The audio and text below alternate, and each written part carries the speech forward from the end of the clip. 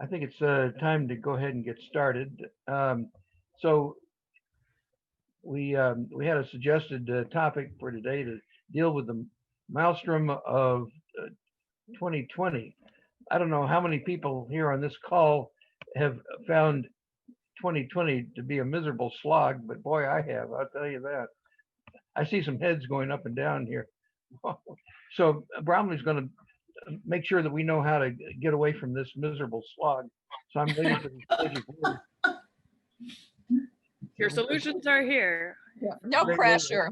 No pressure, Bromleigh. I am just trying to see if I can. Let's see. So I made a slideshow because I tend to get wandering if I don't have something. So, but I'm just trying to like show it without like having it advance, without me. So, okay, I think I got it. And now I got to find Zoom again. Okay. So Bromleigh, take it away. What kind of magic do you have for us here? All right, here, I gotta. Okay, can you see this? Yes. Looks good. Okay. All right. So I did not come up with the title of this Sunday seminar, which it was delightful as I was thinking of a starting point. So the title I was given is Blue Christmas, Seeking Peace and Joy Despite the Maelstrom of 2020. Now, when I was a kid and I encountered a word I didn't know, I just guessed from context clues that and never stopped to look anything up, which has meant that I've never done very well on the vocabulary sections of tests, but also means that now in adulthood, I get the joy of discovering definitions of words that I should have known years ago. So I looked up maelstrom. And a maelstrom, perhaps you already knew this, but is a powerful whirlpool in the sea or river, or a situation, oh shoot, no, go back. Okay, or a situation or state of confused movement or violent turmoil. And I was really moved by this thought of the powerful whirlpool in the sea or river. I did know as a child that you were never supposed to swim in rivers, though, of course, where I grew up and then when I went to college, it was often because the rivers were, terribly polluted. And, you didn't want to get like tetanus or something from swimming in them. But we did go to the ocean fairly regularly as a kid, when I was a kid and into my adulthood.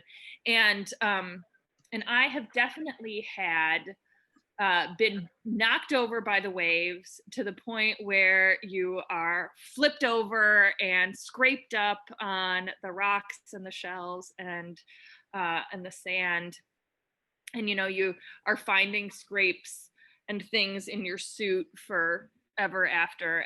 And so I appreciated this particular word choice because in many ways this year has left a lot of us feeling this way, kind of battered by the waves, trying to catch breath, feeling I have never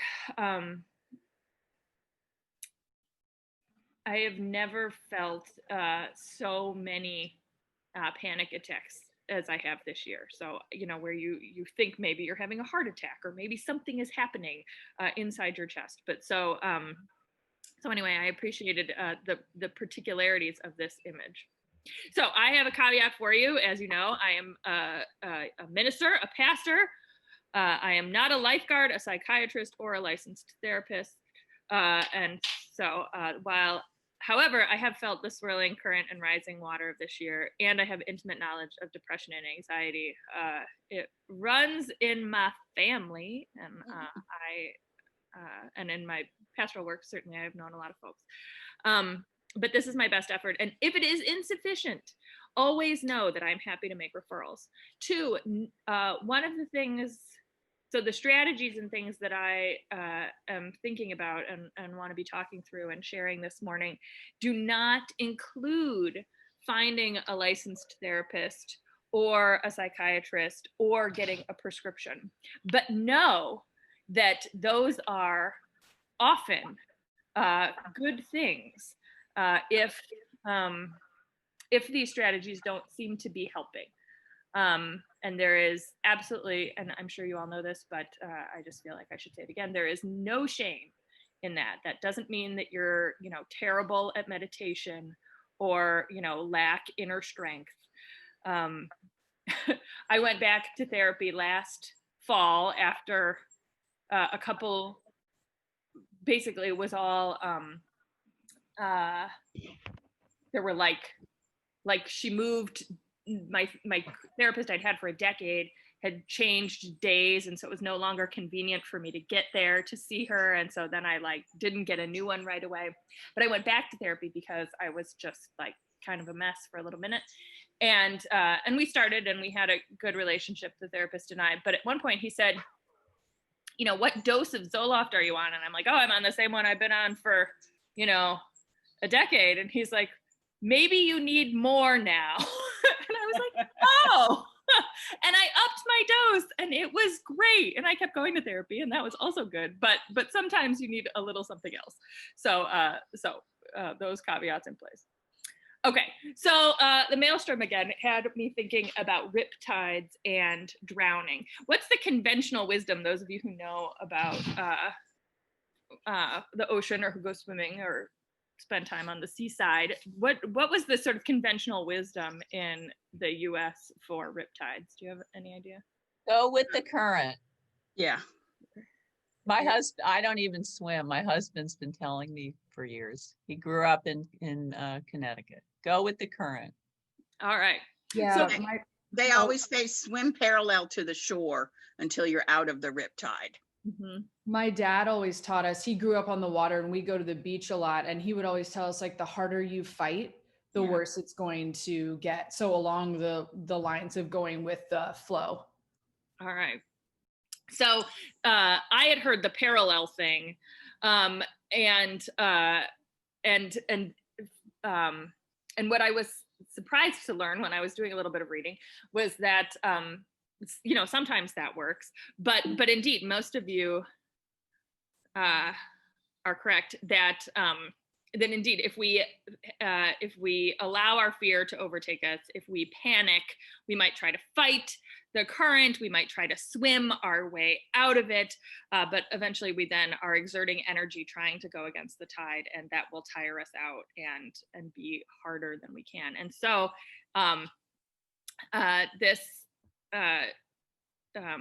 this hint from this ocean safety professor, I don't remember all his title, but he he as part of his research would go out and get caught in riptides, with folks on a boat next to him to kind of help if he needed it. But he found that if you can relax, and it's a long time, for maybe 3 minutes, you're generally going to float back to the beach. And that feels very counterintuitive for a lot of us with our desire for self-preservation and our deep desire to save ourselves and to fight against things. So I was I'd kind of heard, don't fight the current, but it was neat to hear that. This guy's name is Jamie McMahon, and he suggests doing the unthinkable, giving in and going with the flow. And sometimes, when we think about the flow, when we think about the sort of river of life taking us, I feel like the language that we use is usually we're sort of relaxing into something that feels good, or that is, or is good for us. But it's really counterintuitive to relax and give in to something that's trying to kill you.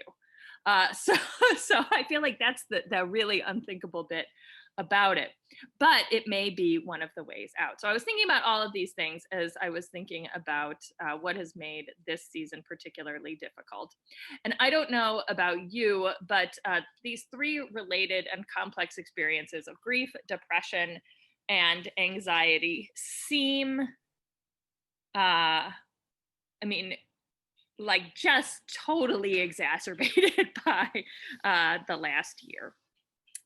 For a lot of us, this season is hard anyway. But when we compound all the things that have been shaken and just truly dreadful about this year, these three things I think are really more overpowering than in many other seasons. And I think what is so startling, and maybe it shouldn't be, but like a lot of us have developed some really helpful and useful coping mechanisms over the last number of years, like many of us may be pretty well in tune with our mental and spiritual health.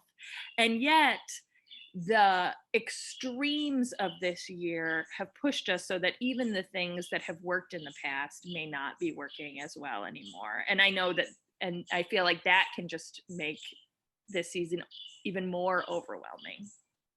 That's an incredibly great point. Good. Yes. One thing that's occurred to me, like with what you're saying too, is like, I have found over this holiday season, I'm someone who gets blue around the holidays anyway, like both sentimental and blue. Like I just feel too moved by all of it. Yeah. But I have also felt during this holiday season, I think as a result of the pandemic, that some of the coping mechanisms I built up to push those feelings away are not working anymore because the feelings have just been so strong for so long. So that's been another, like, then you have to deal with that reality too, right, which is intense. It is. We all, yeah. I mean, and I think that one of the things I'm trying to,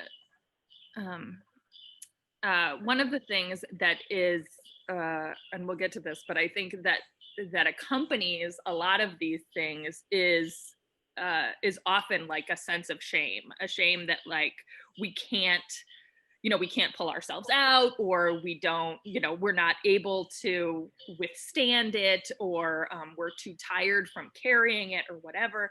And that's like a lie. That's not true. A lot of this is just too much. It truly is unbearable. And so part of, I think, what's important about looking for strategies, and I think shame too makes it about us and not about sort of like the reality of the experience, and says that there's both something, objectively or categorically wrong with us, and so nothing that we do is going to make a difference. And that, of course, is also a lie. Now, I wanted to start with grief. I don't know about you, and you are all self-reflective people, so you probably already knew this, but it was a big part of adulthood for me in figuring out that you can grieve things other than death.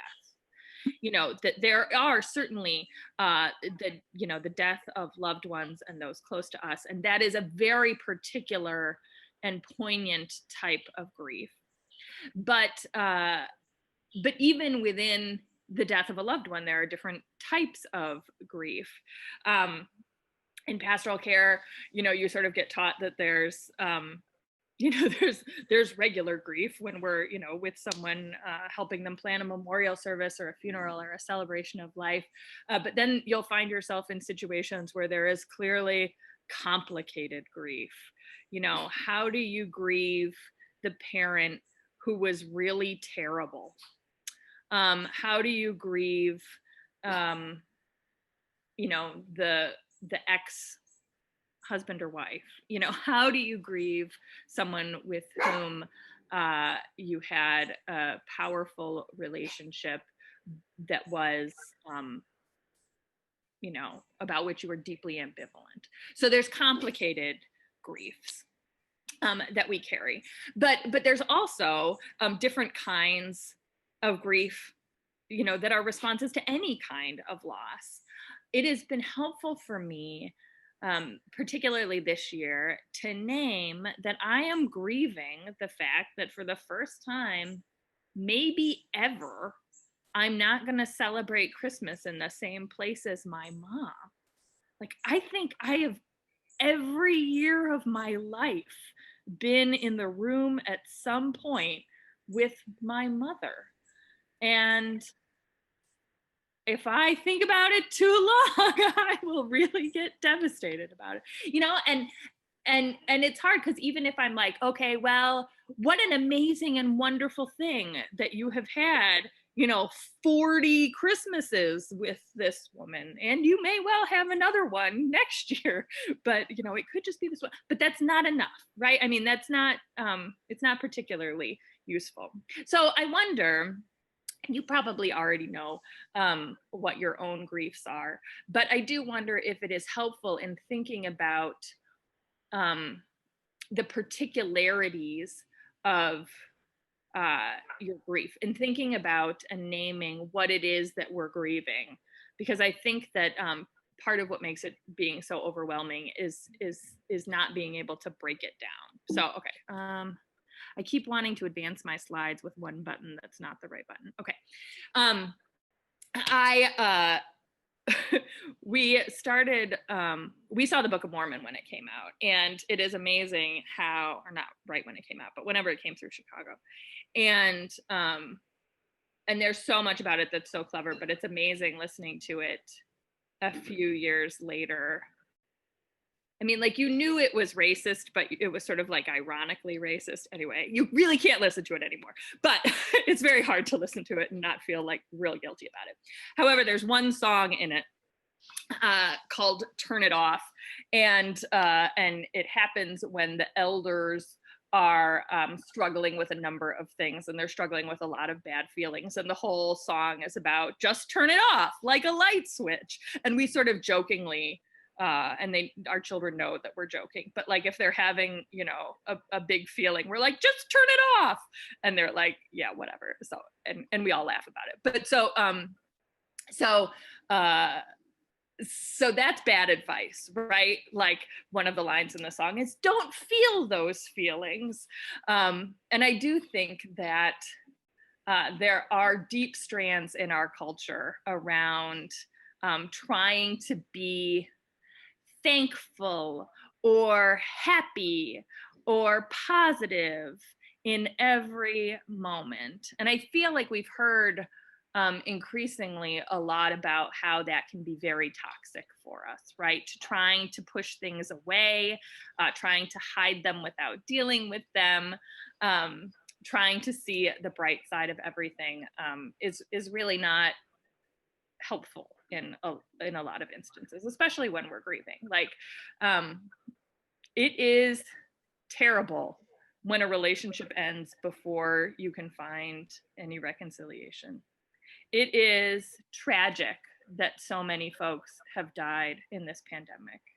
Like, it is okay, and perhaps it is ethically and morally right to grieve those things, right? I mean, they are bad. They are objectively bad. And so grief is actually sort of the proper response, right? And denying the severity of the moment or trying to hide the feelings is not helpful or healthy.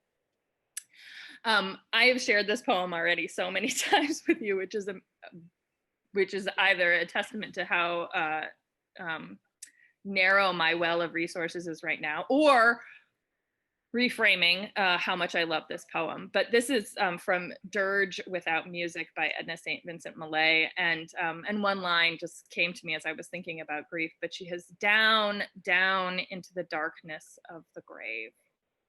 And one of the things that I think is helpful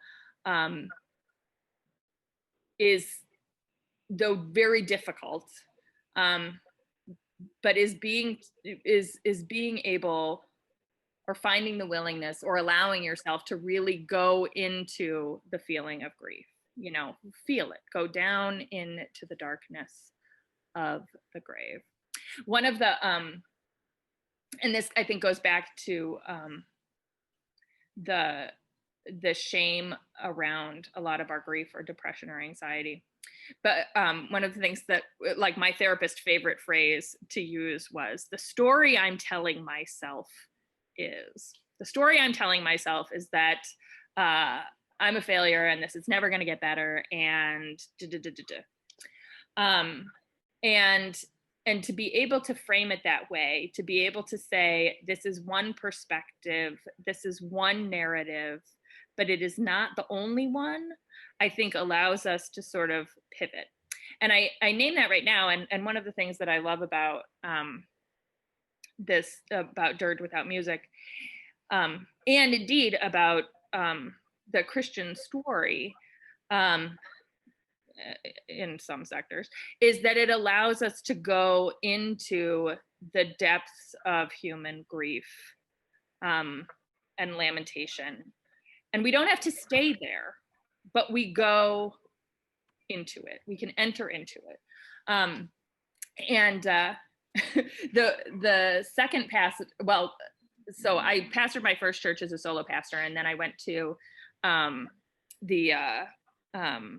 a next church where I was an associate pastor, and the senior pastor was this like perennially cheerful woman from Nebraska.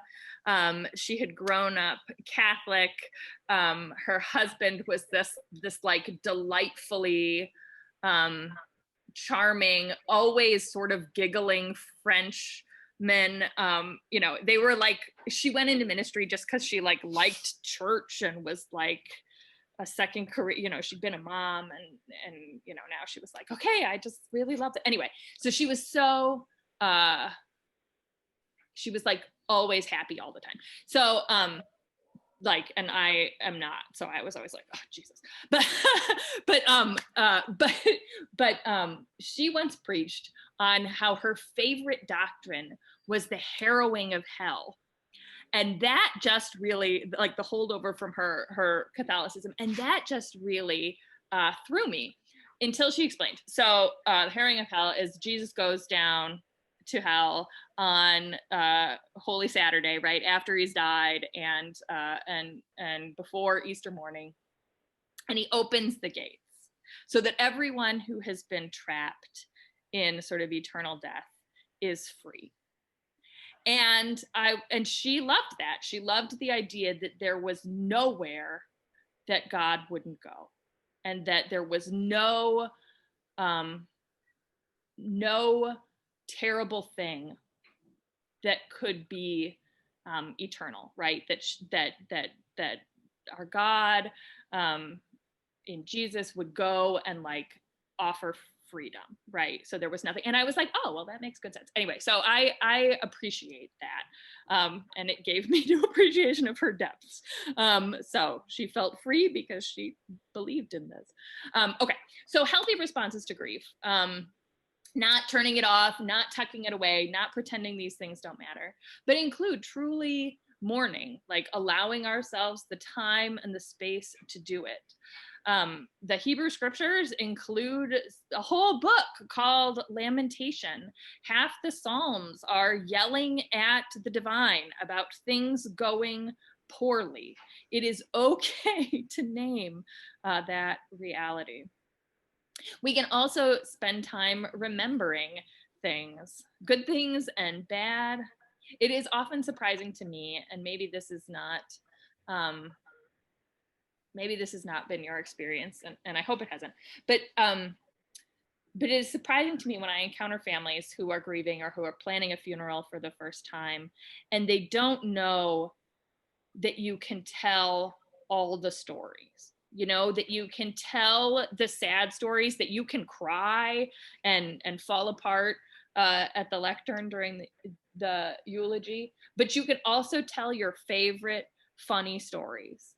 You can laugh at and with the deceased, right? Like we are complex meaning-making creatures, and we can hold that together. And so trying to kind of separate out and saying only one way is appropriate to grieve or only one way is appropriate to remember is not helpful for us. So allowing ourselves the fullness of our memories, and in different moments we'll feel drawn to happier memories or sadder memories, and all of that is okay.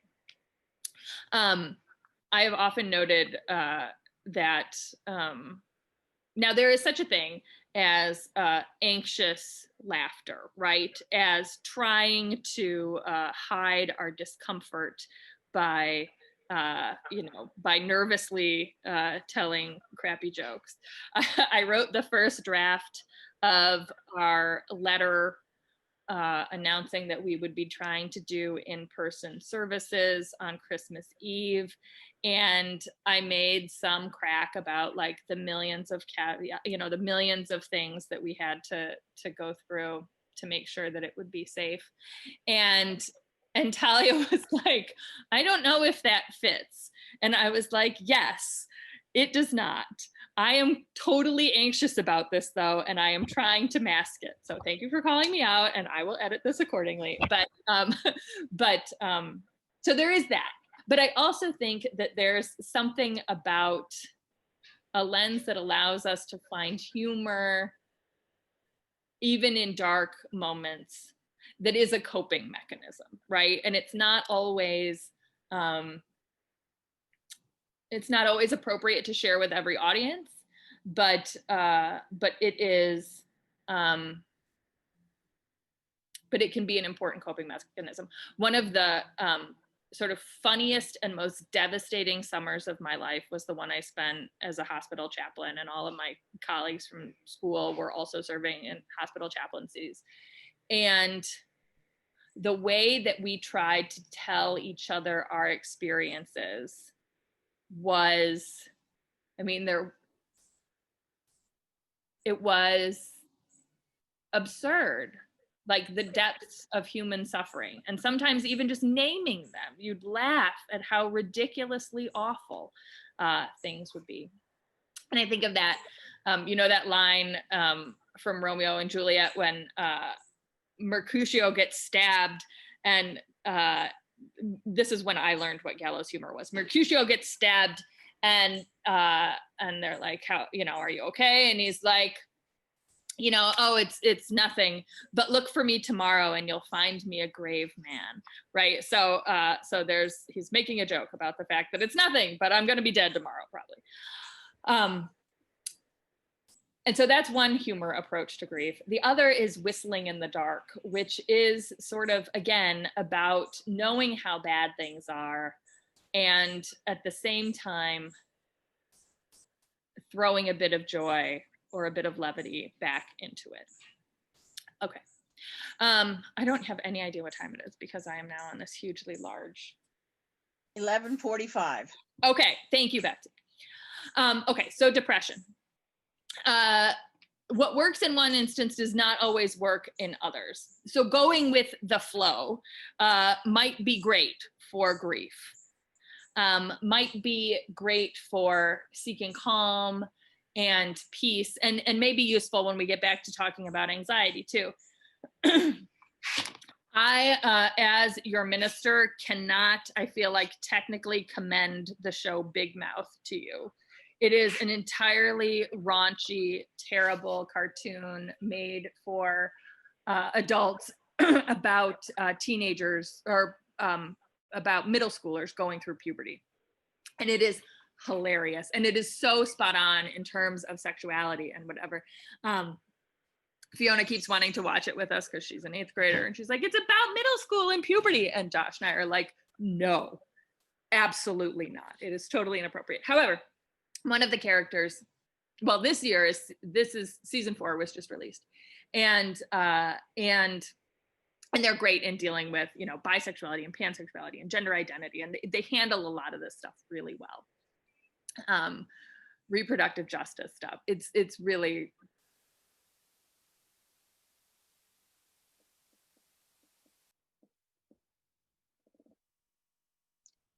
Bromleigh, you're frozen.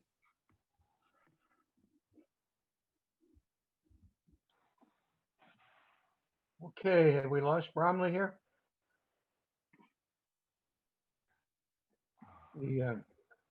I'm sure she'll be back. Anybody got her phone number?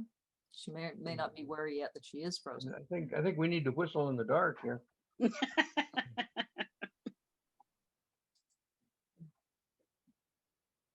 She got closed down by the censors for X-rated. Oh, yeah.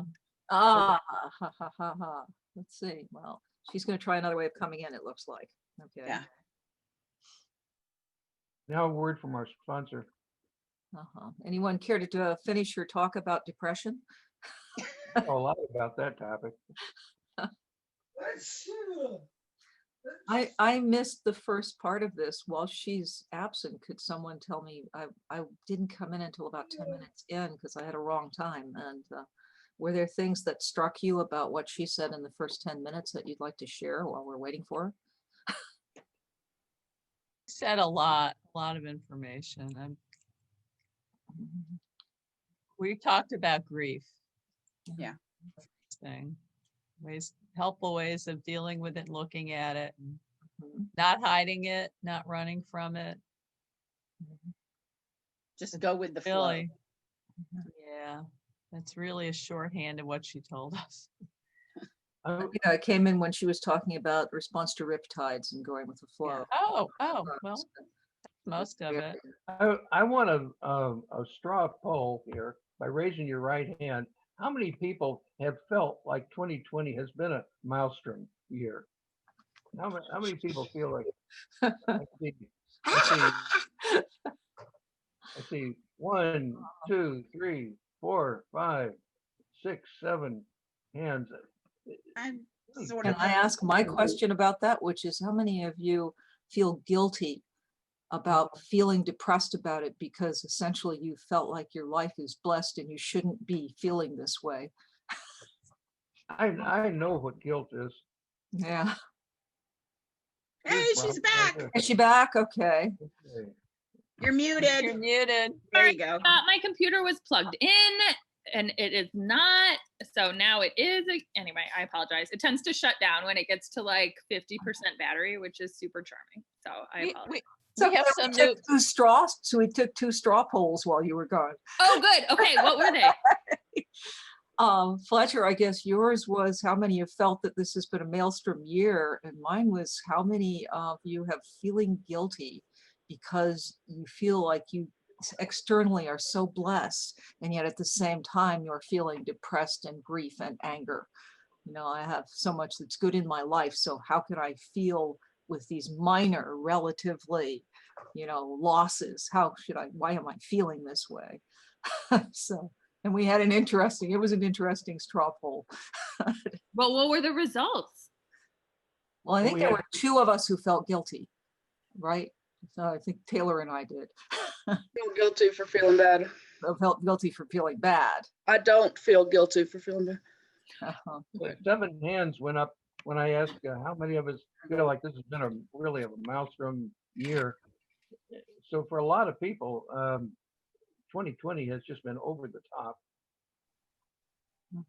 I just think that feeling of guilt for knowing that things are relatively okay is just in the broad range of emotions that it feels like it's up and down all the time. So that's included in the range. Yeah. Like it's day to day or half day by half day. How you're gonna feel. And that in itself is exhausting, right? Right, exactly. It's like, oh, and causes anxiety because you're like, wait, do I feel it's anxiety provoking. Yeah. My feeling with the image of a Maelstrom, I don't feel that I'm in a Maelstrom. I feel there's one around me in the world outside. But personally, I'm safe and secure where I am and fairly calm. And I think it's the outside world. And maybe I'm splitting hairs. I don't know. There are things that I grieve. I miss my weekly happy hour with friends that I used to work with and things like that. But other than that, I'm okay.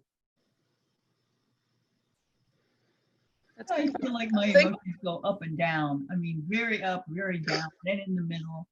And it might depend on outer conditions, or it might just depend on my mind at the time. So, I think that I take that as accepting that sometimes I'm going to feel depressed, and then I'm going to have a memory and I'm going to feel more depressed, and then I'm going to feel better, and then something else is going to happen. So I feel like staying with the changes is like going with the flow and kind of just moving through, even though I don't feel like I'm going anywhere. I have lots of weeding in the yard and cards to write and, cooking to do and all these activities that we get to do. We are blessed to be able to do these and to have warm houses and to have animals around us and everything. And yet, there are people dying. I think that they're holding those two feelings and thoughts together are very important, to not discard anything, but not exaggerate either, because then I just drop into the hole where I've been and I'm not interested in going there. So I don't think that helps other people, but it also certainly doesn't help me. Mm-hmm. So Anne brought up something I wanted to bring up, like when we expand our sense of self, there's more complexity to our suffering. And as ethical, moral people, that's part of what's happening. And we have to talk about that. And privileged people are very prone to just like check themselves. Am I okay? I'm okay. Everything, I'm okay, everything's okay. And things are profoundly not okay. I mean, I think that's an objective fact. And if someone's to challenge me that in some cosmic sense, things are being worked out, I guess that's also true. But most common understandings of what okay means, things are not okay right now. So don't feel guilty for feeling feelings. Just feel your feelings. But that whole thing about an expanded moral sense, I think, is really something we have to give a lot of thought to. Like, yeah. Yeah. And I think,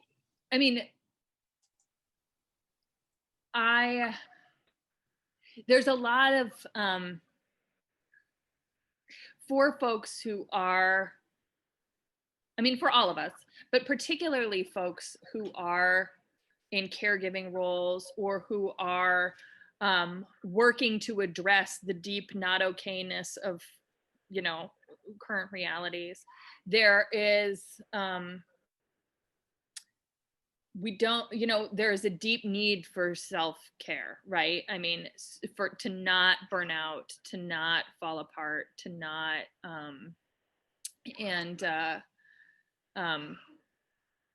to not be sacrificed even more to the not okayness, and so how do we, we practice self-care, I hope, and I'm sorry if I'm not getting to this soon enough, but I think we practice self-care not just to kind of make ourselves feel okay, but because it enables us to do what we need to do for others and for the world. When I'm in a shitty place, I am not a great mom. I'm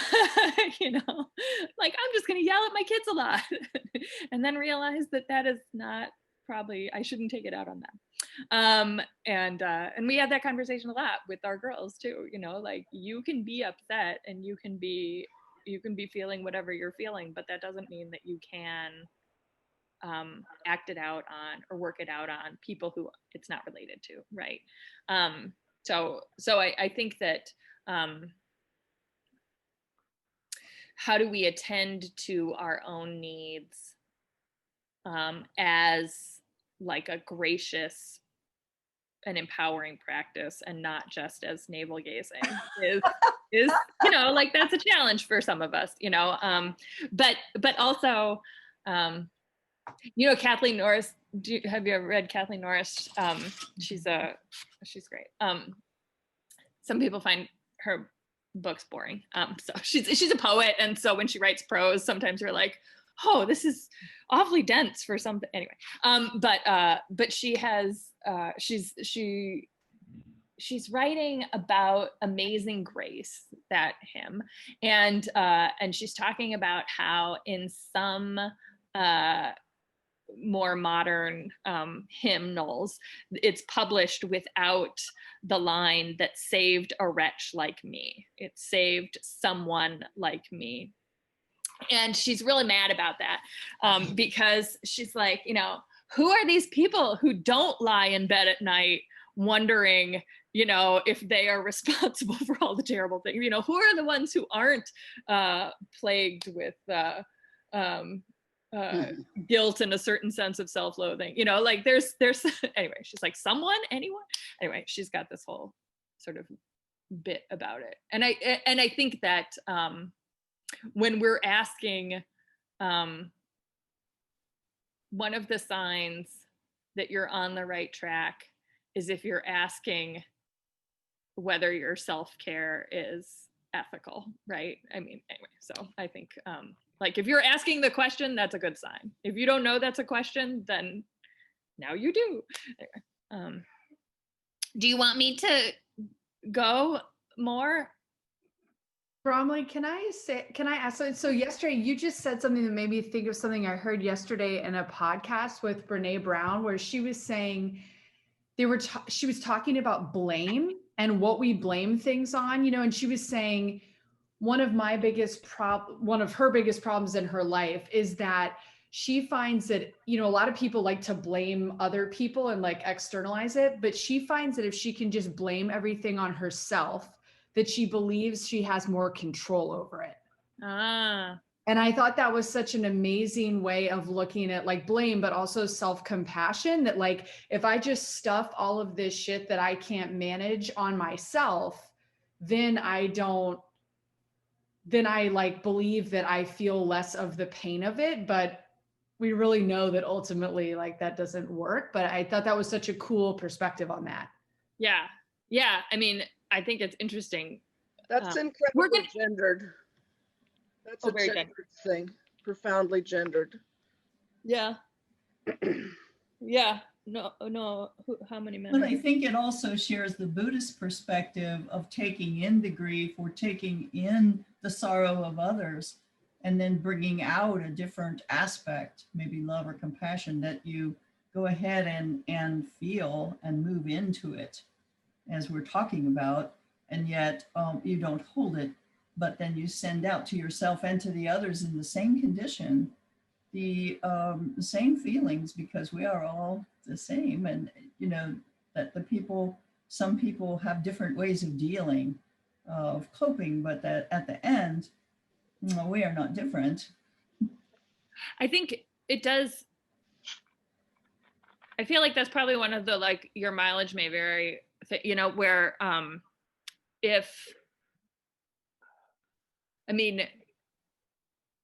it is, if something is your internal thing, then bringing it anyway. I think, yeah, there's a deep desire in a lot of us to control things we can't control, right? And yeah, to think that we can. And so like, if things are going wrong, then it's our fault, because at the very least, that's giving us the sense that there is some order to this, that there's something, and that what we do makes a difference. But a lot of the time, that is not true. And so that can very easily, I think, become maladaptive. And I think that's what's so hard about, our emotional and spiritual and mental health, is that, it's so complicated, and what works in some instances can only work to a point and then becomes not helpful anymore. And I think I want to like sort of talk about the related and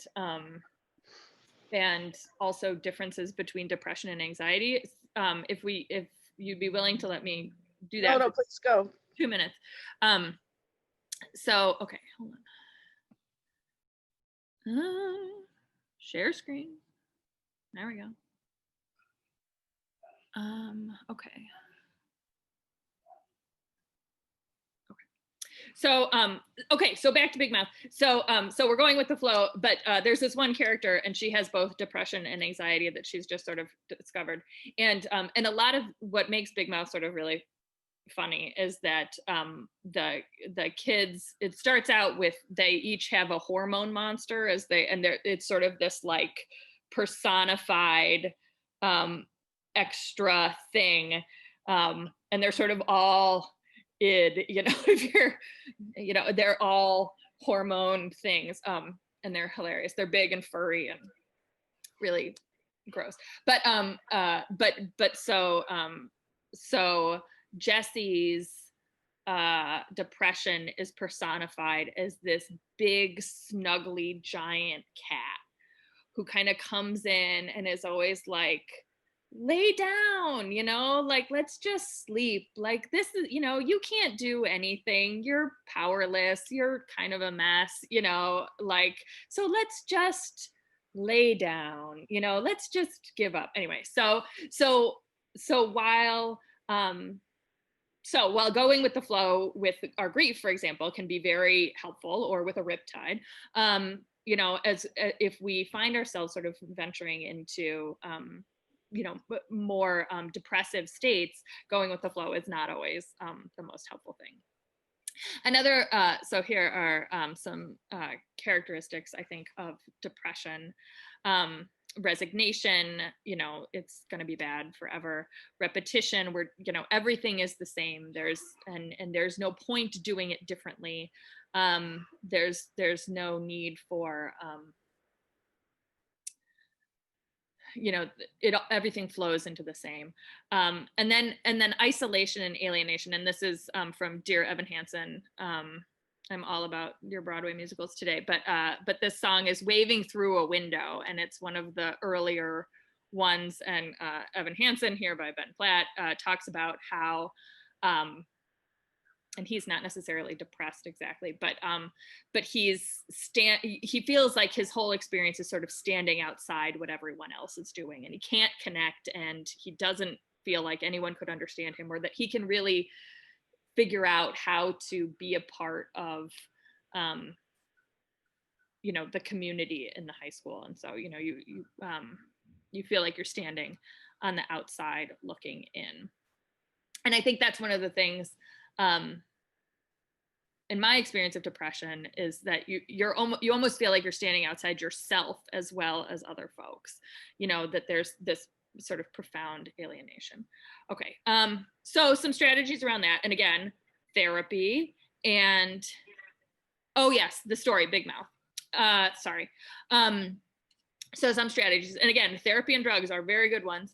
But before that, there's also trying to reframe things, trying to see, again, going back to that, what's the story that I'm telling myself, and starting to pull that out and say, is there a different story that could also be true?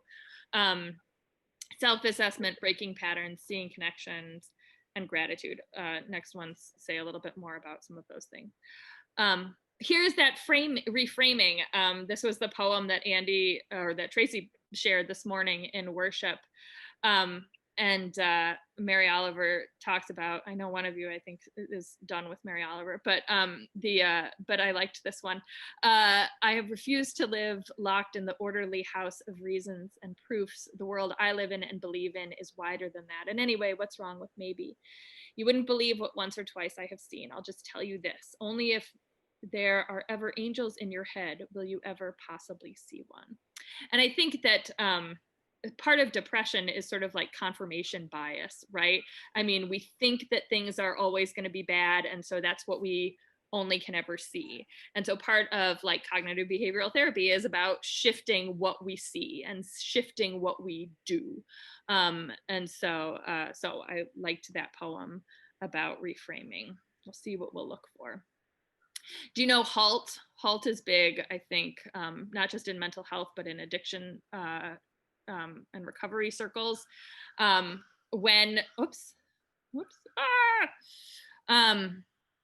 When things are going really bad, or when you're really like in a tough spot, it is sometimes good to ask yourself if you are feeling hungry or angry or lonely or tired. And often, because if you can identify that if one of those things is contributing to your trouble, you can do something about it, right? You can get something to eat. You can name your anger and figure out how you're going to respond to it. If you're feeling lonely, you can, connect with someone who loves you. If you're feeling tired, you can take a nap. So many times in our household, and I am aware when you are having a terrible day, mental health wise, like sometimes getting out of bed and finding something to eat is like impossible. But maybe someone who loves you can bring you something to eat, or maybe you can keep a granola bar. It's kind of like being pregnant, right? You just have to kind of keep food near you. But if we can sort of attend to our physical and emotional needs, then that can help our mental health. So many times too, I have to tell my kids, we have a lot of like deep sadnesses at bedtime. And one of my kids has some reasonably significant anxiety, and she'll at bedtime, like everything will come. And I my initial strategy before she started talking to her feelings doctor was always to like acknowledge her anxieties and say, yes, I can see why you're upset, and I can see why you're worried about that, and Dr. Ann, God love Dr. Ann, was always like, I understand you want to empathize with her. She's so good. But you need to not. You need to tell her that like XYZ is for you to worry about. She's not supposed to worry about it. And so at bedtime now too, if she's like spiraling into something, I'm like, you are tired and you need to go to bed. And if this is still something that's worrying you in the morning, we can address it again. But like, but we're just gonna stop now. So self-assessment and self-care. So again, all of these things, I think, my friend of mine, who was the first person I knew who both had, she was the first person I knew who had diagnosed clinical depression. And she talked about how one of the things that her therapist would tell her was when she was really in the midst of an episode, she like would wear the same clothes for days. And so one strategy for her was to change her pants, her depression pants. Like, if everything is the same and nothing matters, then like, what can you do to break the cycle? Showering, going outside. And if you're feeling lonely, you can call a friend. I have a group of clergy writer ladies, and we'd often get together for retreats or in-person meetings, and we'd travel to be together, and it's on Netflix.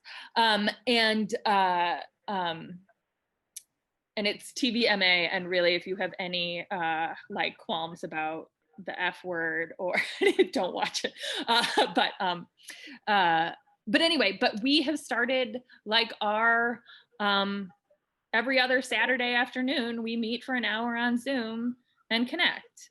And we kind of like do it whether we feel like we need to or not. And it's been really great. My mom has been doing Zoom happy hour with her friends. And it is not the same at all as being together, but staying connected and setting up a habit of staying connected, I think is really important. And I think like coming to these, coming to women's lunch or men's lunch, I think like these are important practices to keep us connected.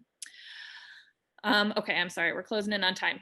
Another thing from, so I put gratitude with a question mark because I often feel like we rush folks to gratitude.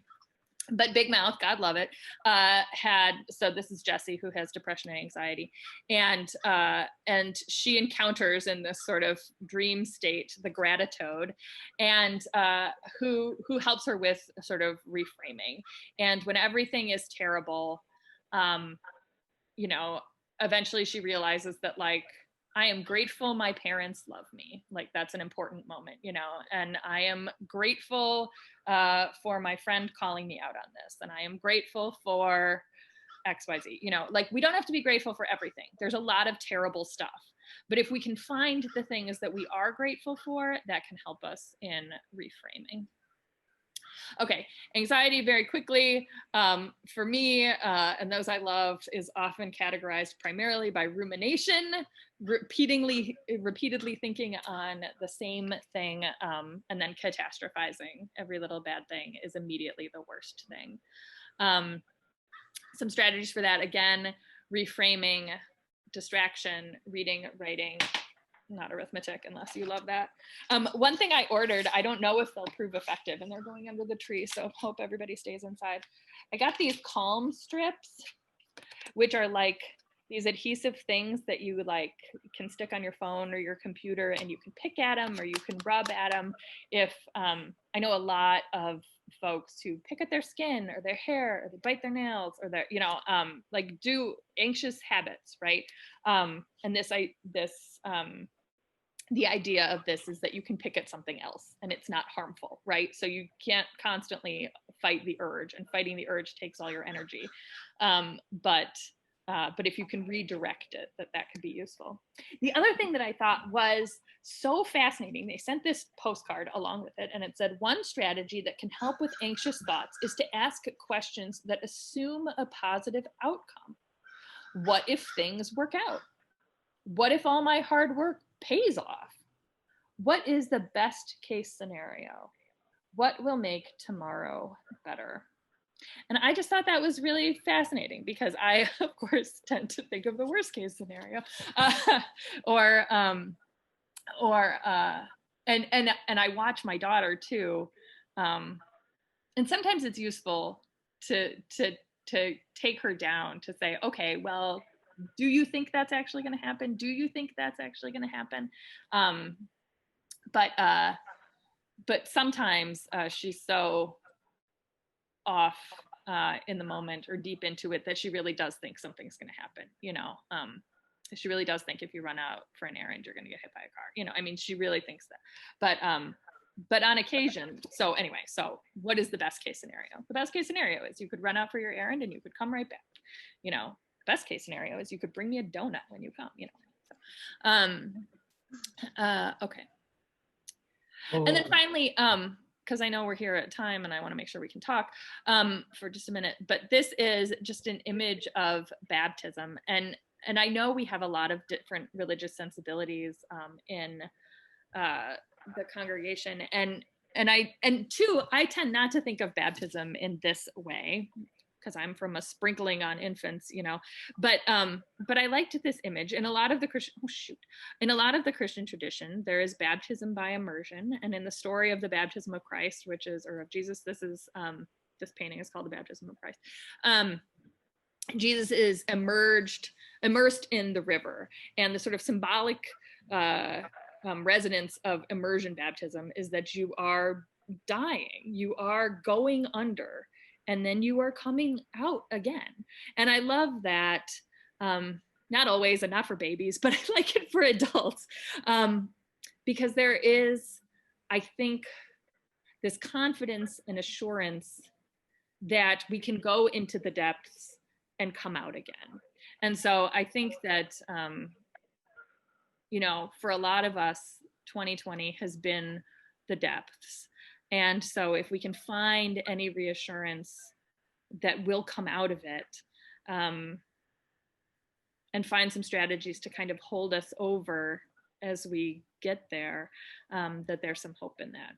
And this, of course, is from Romans, that there's nothing that can separate us. So that is my presentation. Finish these seminars at 12:15, and I'm sure there are going to be a lot of questions and people may want to talk, but we need to kind of wrap up the formal part here for people that have to move on. Well, I will tell you, I am, and I'm sorry I talked for so long. This is the trouble with me in presentations. But if you want, Andy is celebrating Christmas. Oops, stop share. Andy is celebrating Christmas with his in-laws, and so outside, socially distanced at a campground. Anyway, so I have the coffee hour. So if you want to talk more, we can go to coffee hour. Okay, and to get into the coffee hour, does everyone know how to do that? Yeah. Do we just stay on this site, or is it a separate It's separate a site? different link. I can probably post it in the chat if you don't have it on hand. And it would be in our email right from this week for so, or actually it's in this morning's, It's in the service link in program. this morning's service, and it's in the email from. Okay. Although that doesn't I'm gonna start vote for for that. 15 minutes. So if you do want to stay, I mean, we can say this is the end of the formal thing. And if you need to go, please don't feel like you need to stay. But if you want to stay, we have another 15 minutes or so before I have to open that. Well, thank you very much. These are very helpful ideas. So many of us have really felt like we've walked into a brick wall this year, and we need all these strategies to get beyond that. So thanks so much for all your help here. And we'll stay on this site for a little while, but we can find that message from the church this morning to click into the one at 12:30 to continue all this. So thank you very much. We really appreciate it. Thank you. Thank you, Thank you so Bromleigh. much, Bromleigh. Thank you, Thank you. everybody who came to this Mhm. and stayed. Thanks. Thank you very The much. chat was fun. I appreciate so much about your presentation. Just the part that I'm remembering because it was towards the end is like being careful not to push people into gratitude and not to try to prematurely encourage people to feel a positivity that they don't feel. I think our community can do that sometimes. And what I deeply appreciate about our community is it's not a huge, like, complaining, negative, toxic community. So I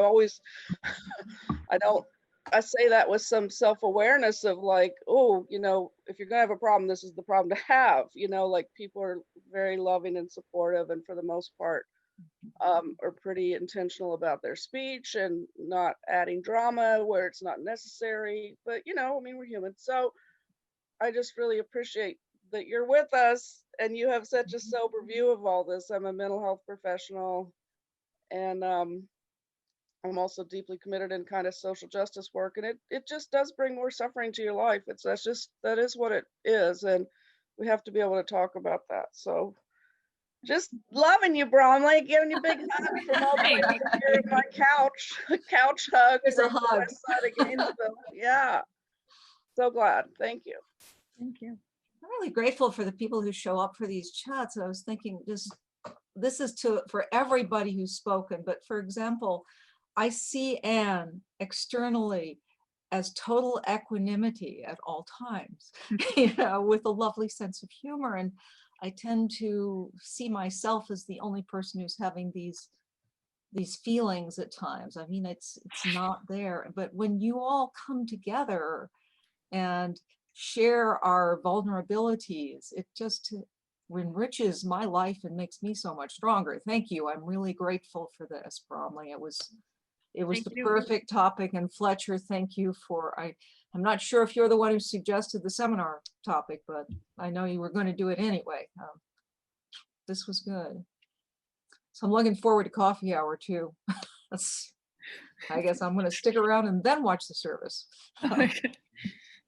It's good. And the all church band, I mean, like I don't know.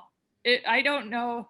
I was expecting, I was not expecting to be moved by the playing of the all church band. No offense to anyone. Oh, I love it every year. Don't. Oh yeah, no. But not able to practice together and outside and anyway. But like, not only did they play well, but Holden, I think Holden was the cameraman, panned around, and then they put up the lyrics to the carols so that you could actually sing along. And it was like an unexpected joy, anyway. So I do watch the service if you haven't. Yeah. Thank you. I'm grateful for our techies out there. Anyway, I'm leaving now, and thanks again.